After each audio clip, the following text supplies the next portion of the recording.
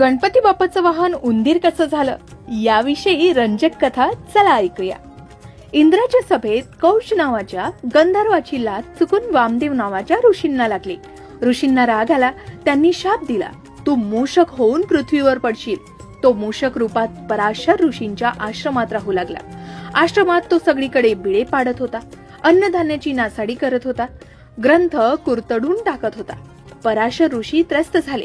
याच आश्रमात बाल गणेश वेदविद्या शिकायला राहिले. उंदराचा त्रास त्यांनी पाहिला. गणपतींनी पाश टाकून उंदराला पकडलं. तो याचना करू लागला, करुणा भाकू लागला. श्री गणेश म्हणाले, तू त्रास देऊ नकोस, तू वाटेल तो वर माग, मी तुला देतो. मूषकाला मुक्ती नको होती म्हणून त्याने गजाननाला विनंती केली, मला आपल्यापासून दूर करू नका, आपली सेवा करण्याची इच्छा आहे.